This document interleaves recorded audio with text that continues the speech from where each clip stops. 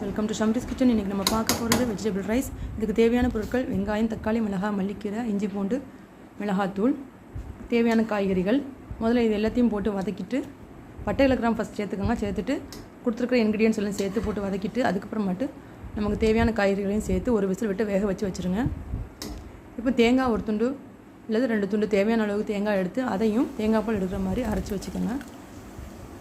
இப்போ கட்டியாக தேங்காய் பால் எடுத்து வச்சுக்கோங்க.